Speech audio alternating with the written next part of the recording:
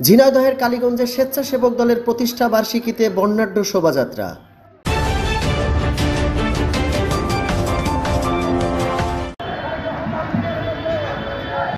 ঝিনাইদহের কালীগঞ্জে জাতীয়তাবাদী স্বেচ্ছাসেবক দলের ৪৫তম প্রতিষ্ঠা বার্ষিকীতে বর্ণাঢ্য শোভাযাত্রা ও সমাবেশ অনুষ্ঠিত হয়েছে। বুধবার বিকেল ৫টায় এ শোভাযাত্রা ও সমাবেশ অনুষ্ঠিত হয়।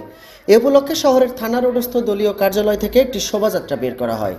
শোভাযাত্রাটি শহরের প্রধান সড়ক প্রদক্ষিণ শেষে আবার একই স্থানে গিয়ে শেষ হয়।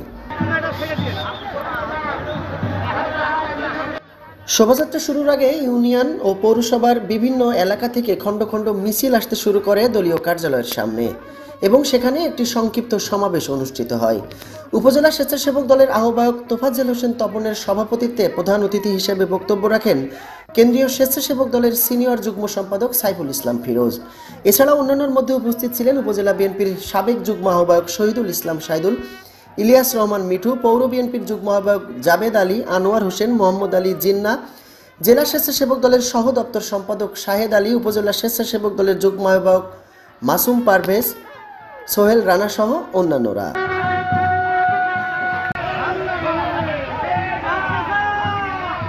সমাবেশে প্রধান অতিথি সাইফুল ইসলাম ফিরোজ বলেন, যারা নির্বাচন পেছানোর চেষ্টায় লিপ্ত তাদের উদ্দেশ্য সফল হবে না।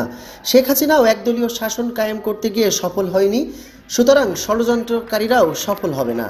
সবাইকে ঐক্যবদ্ধ থেকে নির্বাচন আদায় করে নিতে হবে বলেও হুঁশিয়ারি দেন তিনি।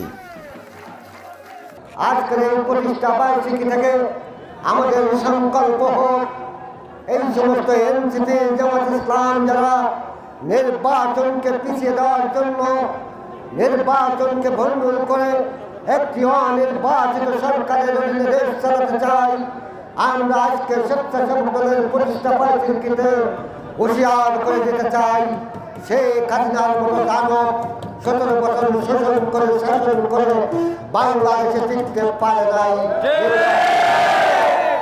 আপনাদের প্রতি হুঁশিয়ার করে দিচ্ছে, ৫ই আগস্ট আপনাদের একক কৃতিত্ব নয়, দীর্ঘ ১৭ বছর বিএনপি সহ বাংলাদেশের মানুষ অন্যায় অত্যাচার সহ্য করে জেল জুলুমকে কেটে আত্মাহুতি দিয়ে ভক্তের গুণায় হাসিনাকে দেশ ছাড়া করেছে জাতীয়তাবাদী দল তারেক রহমানের নেতৃত্বে, দেশ নেত্রী বেগম খালেদা জিয়ার নেতৃত্বে সেই জাতীয়তাবাদী দলের একজন কর্মী বেঁচে থাকত গণতন্ত্র ফিরিয়ে আনার স্বার্থে বাংলাদেশের নির্বাচন ভণ্ডুলের সকল ষড়যন্ত্রের দাঁত বাংলা জবাব দেওয়া হবে। আপনারা বিপ্লব করেছেন, বিপ্লব করে ক্ষমতার ভাগাভাগিতে চলে গেছেন।